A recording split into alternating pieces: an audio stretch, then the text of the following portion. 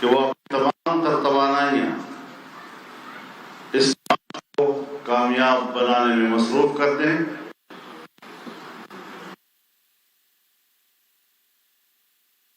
ملک کے کونے کونے سے 23 مارچ کو اسلام آباد کا رخ کریں گے اور انشاءاللہ موجودہ حکمرانوں کے اقتدار کے خاتمے کے لیے آخری کیل ثابت ہوگا.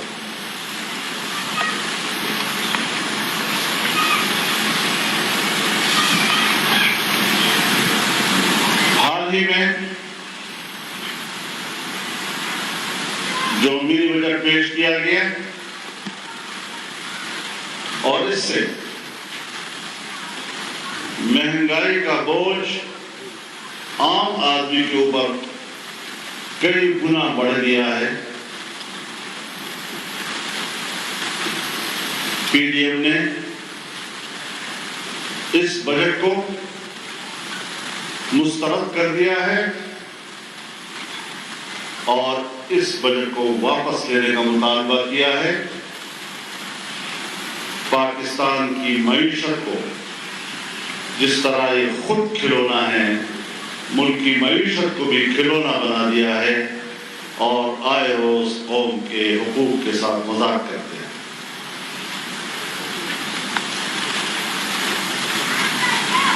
اسٹیٹ بینک کے حوالے سے جو بل اس وقت پارلیمنٹ میں اسٹیٹ بینک خود مختاری کے نام پر اسے بین الاقوامی اداروں کا مالیاتی غلام بنا دیا گیا ہے، جس سے پاکستان کی خود مختاری ختم ہو رہی ہے. اور جیسے ہم خاکم بدہن آزاد ریاست کی بجائے ایک بار پھر ایک قانونی کا روپ دھار رہے ہیں. ہمیں اپنی آزادی عزیز ہے اور کسی قیمت پر بھی ہم اپنی آزادی کا سودا کرنے کی اجازت کسی حکمران کو نہیں دے سکتے.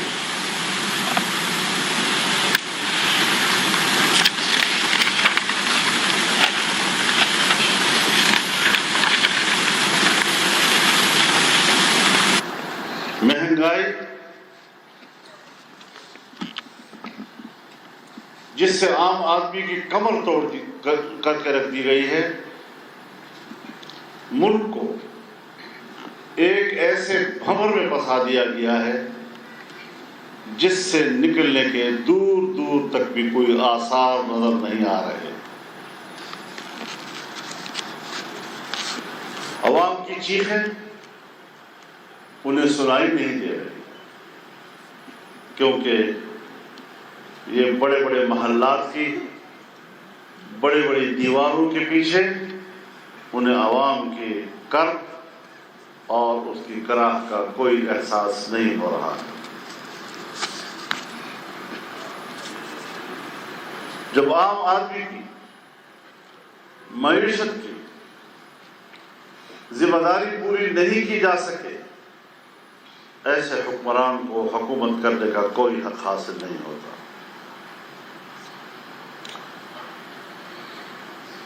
ساری سیاستدانوں کے خلاف کرپشن کرپشن کرپشن کے نعرے لگائے گئے. ہر سیاستدان کو چور چور چور اور چور کہا گیا، اور حالت یہ ہے کہ ٹرانسپیرنسی انٹرنیشنل نے ان کے مصنوعی ایمانداری کا آئینہ ان کو دکھا دیا ہے.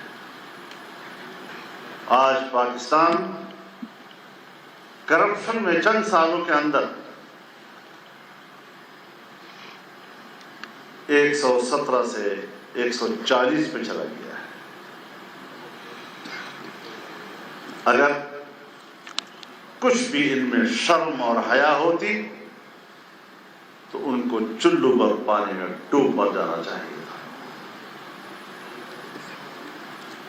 تاریخ کی سب سے بڑی ناکام نااہل اور کرپٹ حکومت ثابت ہو چکی ہے، اس کے باوجود وہ کوشش کر رہی ہے کہ کسی طریقے سے آئندہ الیکشن کے لیے مشینوں کا سہارا لے کر اثر نو دھاندلی کا منصوبہ بنا سکے، دھاندلی سے اقتدار کے مزے لوٹنے کے بعد ایک بار پھر ان کو دھاندلیوں کی سوچ رہی ہے، لیکن قوم بیدار ہے اور انشاءاللہ ان کو مکھی کی طرح انگلیوں میں پکڑ کر اقتدار سے باہر کیا جائے گا۔ فارن فنڈنگ کیس میں عمران خان مجرم قرار پا چکا ہے اور اس نے کوئی 22 کے قریب اکاؤنٹس چھپائے ہیں۔ کسی نے اگر نہ لینے والی تنخواہ بھی چھپائی ہے، یعنی وصول نہ کرنے والی تنخواہ بھی اگر چھپائی ہے، اس کو تو نااہل قرار دیا جا رہا ہے، اقتدار سے باہر کیا جا رہا ہے، اور جہاں 22 اکاؤنٹ چھپائے جا رہے ہیں اس کو تحفظ دیا جا رہا ہے، پھر بات ہوگی ملک میں انصاف کی، کہاں سے انصاف آئے گا؟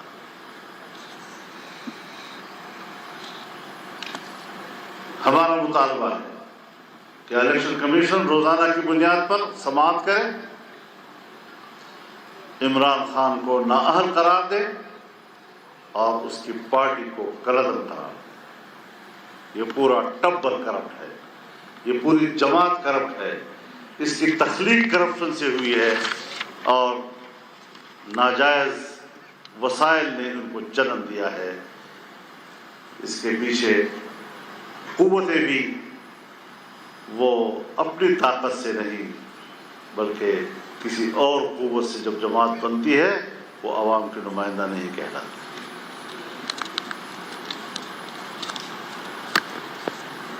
EVM electronic voting machine PDM پہلے بھی مسرت کر چکی ہے، یہ غیر آئینی عمل ہے، دنیا میں اس کا تجربہ ناکام ہوا اور آج ہم پر اسے مسلط کیا جا رہا ہے۔ ہم ایسے الیکشن کو تسلیم نہیں کریں گے، یہ RTS کا دوسرا نام ہے۔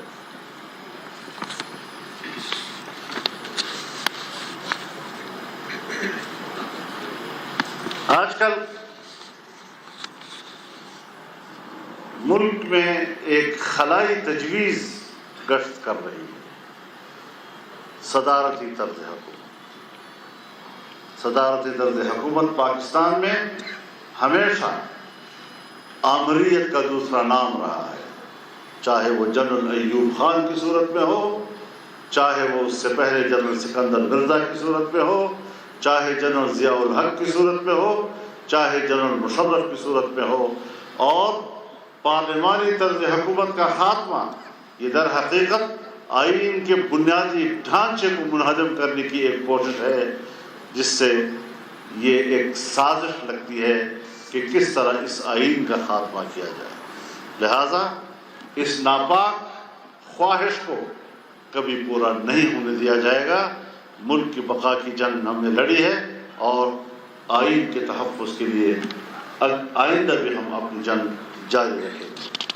صدارتی طرز حکومت پاکستان میں ایک سیاہ تاریخ رکھتا ہے جو کسی طرح بھی ہمیں قابل قبول نہیں، ملک بھی اسی کی برکت سے ٹوٹا ہے۔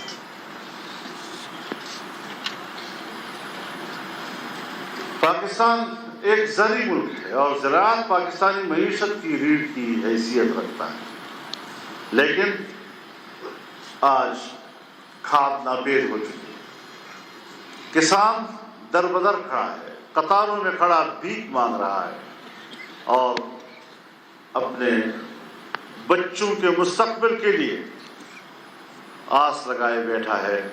اس نااہل حکومت میں پہلی مرتبہ کسان اور اس کے لیے کھاد کا بحران دیکھا جا رہا ہے، پہلے کبھی اس کی ایسی مثال نہیں ملی۔ ہم کسان کے مسائل کو ہر فورم پر اٹھائیں گے اور انشاءاللہ جہاں پر پی ڈی ایم پاکستان کے ہر شعبہ زندگی سے وابستہ متاثرہ لوگوں کی آواز رہی ہے، کسان کی بھی ایک بڑی توانا آواز موجود ہے، اور انشاءاللہ 23 مارچ کے ہمارے مہنگائی مارچ میں اور لانگ مارچ میں ان کا بھرپور حصہ ہوگا۔ ہم ہر سطح پر ان کو اپنے اس جدوجہد میں شریک رکھیں گے۔ اس وقت بلوچستان میں بالخصوص وہاں کے معدنی ذخائر پر ہم بلوچستان اور وہاں کے عوام اور وہاں کے بچوں کا حق تسلیم کرتے ہیں۔ ریکوڈیک کے حوالے سے اس پر بلوچستان کا حق تسلیم کیا جائے۔ جزائر کا مسئلہ ہو، اس پر بلوچستان کے عوام کے حق کو تسلیم کیا جائے۔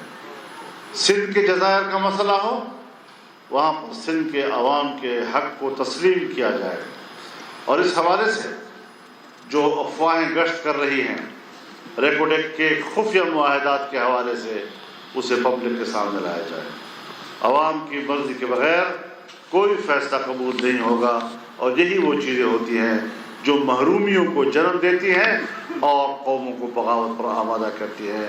پاکستان کو اگر ہم نے باقی رکھنا ہے تو اس کے لیے قومی اتحاد کی ضرورت ہے، اور قومی وحدت اسی وقت ممکن ہے جب ہم ہر طبقے، ہر علاقے، ہر قومیت اور ہر برادری کے حقوق کا تحفظ کریں گے اور ان کی محرومیت کے احساس کو دور کریں گے۔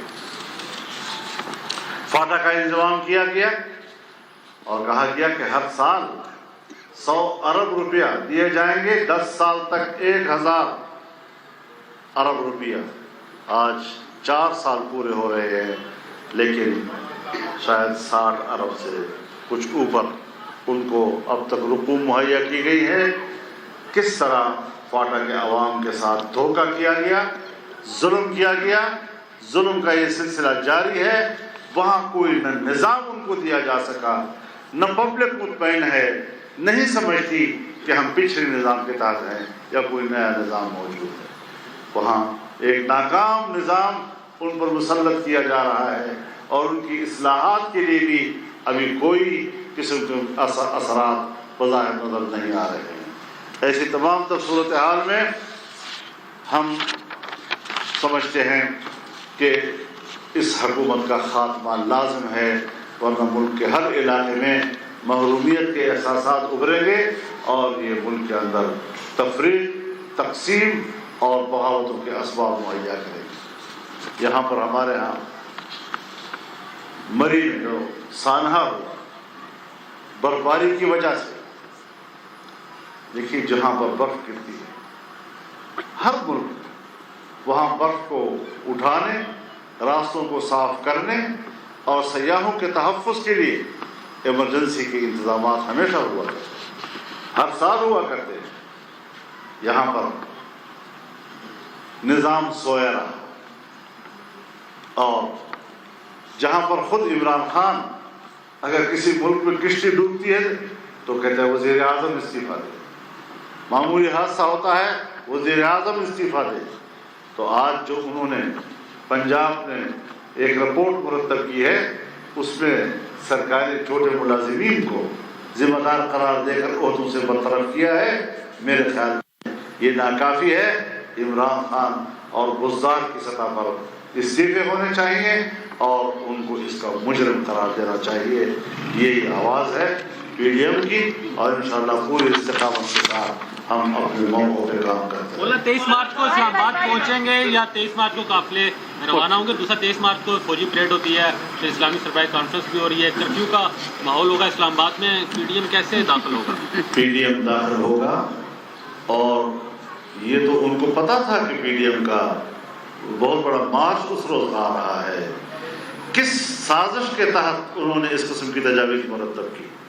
اور جہاں تک پریڈ کا تعلق ہے، پریڈ تو صبح سے ظہر تک ہوتا ہے، اور ہمیں تو ظہر کے بعد آنا ہے، تو کوئی تصادم نہیں۔ ایک منٹ بیٹا، یہ بتائیے گا مولانا صاحب کے مختلف تجاویز چل رہی ہیں، اور ایک تجویز یہ بھی اپوزیشن کی مختلف باتوں کی طرف سے سامنے آ رہی ہے کہ تحریک عدم اعتماد کے ذریعے اس حکومت کا خاتمہ کیا جائے.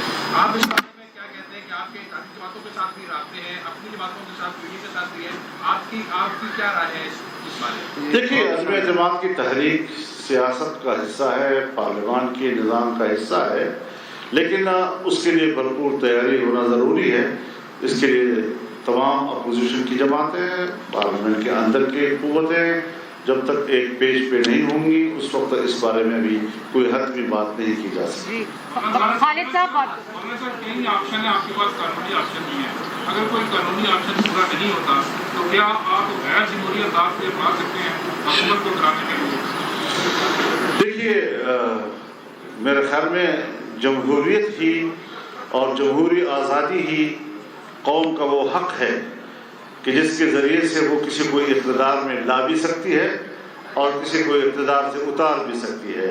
اور پھر ناجائز حکمران جو عوام کے ووٹ کے بغیر چوری کر کے, ووٹ کے ذریعے سے نہیں بلکہ چوری کے ووٹ کے ذریعے سے اقتدار میں آئی ہو, اس کا تو ہر وقت منہدم کرنا یہ قوم کے ہر فرد کا فریضہ ہے, آئینی فریضہ بھی, قانونی فریضہ بھی اور شرعی فریضہ بھی. مولانا صاحب, 2 دن پہلے یہ خبریں آئی تھی کہ آپ کا اور راشد زرداری صاحب کا رابطہ ہوا, اور اس میں یہ کچھ ڈیل ہے کہ زرداری صاحب کی طرف سے کہ عدم اعتماد میں آپ ان کا ساتھ دیں اور مل کے, اور دوسرا یہ کہ لانگ مارچ جو ہے 27 فروری کو جو پیپلز پارٹی کا لانگ مارچ ہے, کوئی آپس میں کوئی آپ نے اتنی لمبا سوال کر کے میرا رابطہ نہیں ہوا. جی جاوید صاحب پیپلز پارٹی کا بھی جیسے لانگ مارچ ہے اور آپ کا بھی ہے, اگر وہ peoples party P D M کے لانگ مارچ میں آنا چاہتی ہے تو دروازے کھلے ہوئے ہیں, اور کیا پی ڈی ایم جو ہے وہ پیپلز پارٹی کے میرے خیال میں 23 مارچ کے اعلان ہو جانے کے بعد کسی اور لانگ مارچ کی بات نہیں ہونی چاہیے تھی. تاہم پی ڈی ایم واضح طور پر کہتا ہے کہ ہم کبھی بھی 2 محاذ نہیں کھولیں گے, اپنے اپوزیشن کے جماعتوں کے خلاف اپنی توانائی صرف نہیں کریں گے, اور یہ خواہش رکھیں گے کہ 23 مارچ کے ہمارے مہنگائی مارچ میں پاکستان کی تمام سیاسی اور سماجی قوتیں شریک ہوں. مولانا صاحب یہ فرمائیں, عام تحریک عدم اعتماد کی بات کر رہے ہوتے ہیں, تحریک عدم اعتماد اسٹیبلشمنٹ کی مرضی کے بغیر تو کامیاب ہوتی نہیں ہے, تو آپ سمجھتے ہیں اسٹیبلشمنٹ کچھ پیچھے ہٹی ہے جو آپ کے کنسیڈر کر رہے ہیں؟ تو اس کا جواب تو میں دے چکا ہوں, دوبارہ تو اس سوال کی کوئی ضرورت نہیں تھی. Pakistan Tehreek Insaf foreign funding case کا جو آپ نے کہا کہ آپ مطالبہ کرتے ہیں, کیا آپ جانے کا ارادہ رکھتے ہیں الیکشن کمیشن؟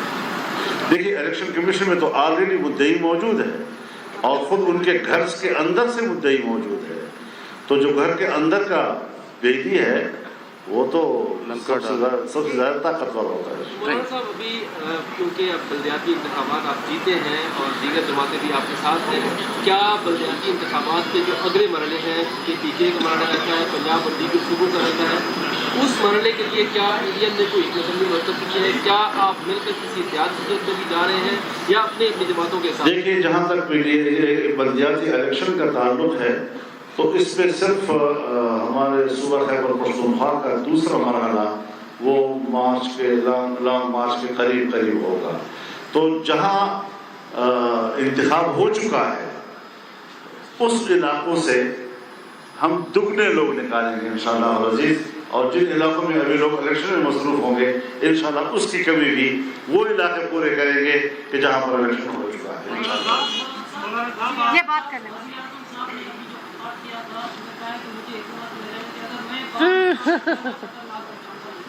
بچے کے کس کے لیے؟ اپنے لیے خطرناک ثابت ہو جائے, اپنے لیے خطرناک ہوگا. دیکھیے, بات صرف ہے یہ کس سے کہہ رہا ہے, اسٹیبلشمنٹ سے کہہ رہا ہے, الیکشن کمیشن سے کہہ رہا ہے, سیاستدانوں سے کہہ رہا ہے اور سپریم کورٹ سے کہہ رہا ہے, کس سے کہہ رہا ہے. لیکن ان کو پتہ ہونا چاہیے کہ پہلے بھی جب یہ نکلا تھا تو یہ آپ لوگوں کا ان پر احسان ہے, ان کیمروں کا اس کے اوپر احسان ہے کہ جن کو ان کے 1000 لوگوں کو 1,00,000 بنا کر پیش کیا تھا. اور اب اگر وہ لوگوں کے سامنے آیا تو قوم کا سب سے بڑا مجرم جب عوام میں آئے گا تو انشاءاللہ ان کو کشمش پیش کیے جائیں گے.